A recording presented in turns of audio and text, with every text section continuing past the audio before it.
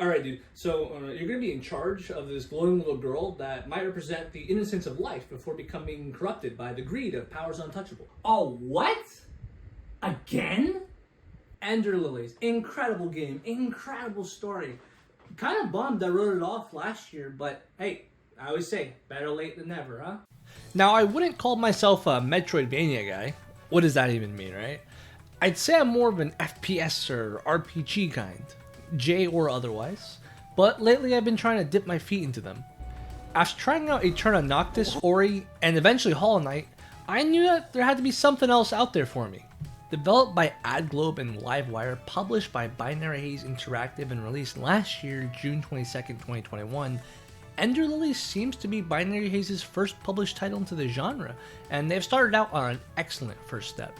A bit surprised over that myself, looking up Livewire seems to be a game studio founded under AdGlobe, only previously making or porting shmups like Dodonpachi Dai Fukatsu from Cave's Donpachi series. Or so it seemed. After a bit of digging, which means bothering my friends that can read Japanese, some Livewire people such as director Keisuke Okabe came from Neverland Company. These are the creators of like the Rune Factory games. Now I understand how the first thing you see opening up the Steam page, you're stunned with these beautiful visuals, a heart-wrenching musical theme by Millie, and simple yet flashy abilities. Open up a game of Dodonpachi Dai Fukatsu, slap on a black and white filter, and you'd be hard-pressed to find the difference. I'll be honest, the way I found myself playing Ender Lilies is fairly lame. You see, I was playing Dark Souls 1 and I died at Blighttown.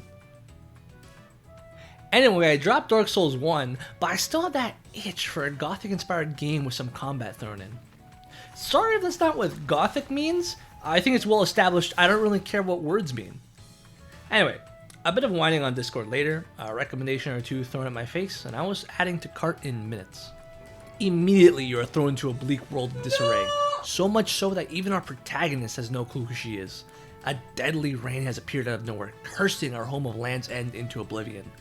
But don't worry, after killing off our old daycare teacher, we'll find a name for ourselves. This is done with the help of our first spirit, an unnamed immortal knight who decides to fight by her side for one of two things. To help Lily cleanse the kingdom of Land's End from the mysterious plague known as the Blight, or failing that, to lead her out of Land's End, into refuge far from the Blight.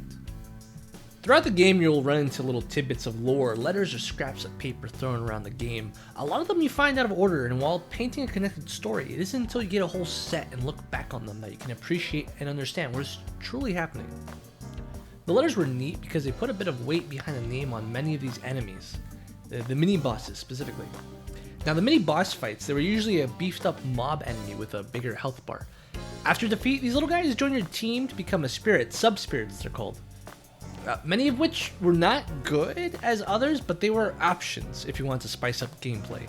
These moments of battle always ended and began with a bittersweet no, as pretty much every one of these spirits were named and loved by other characters from before they became monstrous blighted versions of themselves. And while saving the blighted is technically putting them out of their misery, imprisoned minds in their cells of flesh, you're essentially going through repeated rounds of zombie Old Yeller. But as I said, I can't really remember the last time Gingerbread Crumbs was enough to keep me going. No, what I fell in love with was the combat. It felt tailored to guys like me that want to feel like we're being challenged, but don't actually want to be challenged. Ender Lilies combat can shake you up a bit, but for the most part, it rewards you very well for understanding the design principle of don't get hit. I couldn't tell you what makes a game hard or difficult. All I can tell you are the games that make me go enough and call it a day. Like Dark Souls, Ender Lilies loves building maps full of contained linear corridors, and for the early game this definitely is for the better. Ender Lilies really makes you feel like a small little girl and that you are slow and bad at rock climbing. The way the devs get around to making it virtually impossible to navigate around enemy attacks most of the time is having the dodging mechanic being able to go through all enemies and attacks. This does make bigger enemies a bit annoying because after running through and breezing past any chumps in your way, the first time I encountered resistance I couldn't help trying to brute force my way past like a drunk kid against a bouncer, and I got beat up just the same. I love the animations for Lily's character. Mute, all of her personality has to come through her actions, and before and even after you get a bunch of power-ups, the reality of Lily being a child thrust into this disturbing world with a grand responsibility can never really be ignored. In the beginning of the game, her dodge animation doesn't look cool or refined. It looks like a little girl dodging hell's minions with all her desperate might. She looks scared and pathetic no matter how hard a swing her Umbral Knight can throw. At least the game's dying animation has a sort of Kingdom Hearts dramatic slow motion deal. If I had to see her brutally murdered into bloody gibs, I don't think I could have taken it. I was recommended some spirits that are known as being the most powerful, but as a kid, my Pokemon parties were always 80% the few Pokemon I caught in the first routes, and it's been a bad habit since. You're given 2 presets to organize with, 3 slots available each for spirits to assign to. My basic preset I kept with the Umbral Knight, and the first spirit you actually unlock, Sigrid, with whoever else I kind of felt like. The second preset was my more meta one with more powerful spirits, but I mostly kept with my first. How can you blame me? Sigrid's power is swinging a big wrecking ball around. Everyone knows I'm a big sucker for that. Don't you ever feel like taking a break from it all? Even while the world lights on fire and the screeching wails of society want to break you down, nothing can stop us from taking a little breather, and Respites perfectly embody this feeling. After getting through a horde of your former friends and neighbors, all of a sudden the music grows softer, slower, and an oasis glows in front of you. The first Respites of the game sell you hard on its atmosphere, taking refuge from enemies with only a humming Millie song in the background as comfort. And it's really comforting. Respites are the checkpoints of the games where you can save, assign spirits to slots, upgrade them, and even fast travel, something I will always appreciate in a game.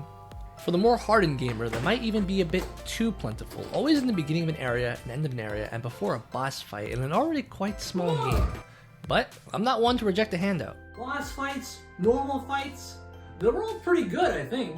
Engaging, quick-paced, thoughtful, felt almost like a rhythm game with the way they aren't exactly trying to move against an enemy, but with them. Ender Lily bosses were very projectile heavy, probably more as a consequence of the very strong dodges, which meant that a lot of fights were spent waiting for projectiles to pass over you rather than actually doing something. This felt better in the beginning, where the dodge animation gives you this huge sense of fighting for survival. It made even basic sidestepping feel powerful and important. But later on, you get this dash feature that removes this sense of urgency, which I felt made these projectile attacks more of a drag, less endurance of strength and more endurance of the mind.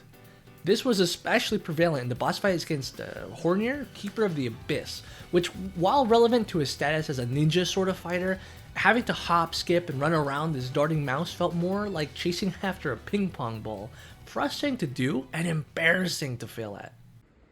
Off for me? Thank you, what'd you get me? Oh my god. Horrors unimaginable? Oh, you always know just what I want.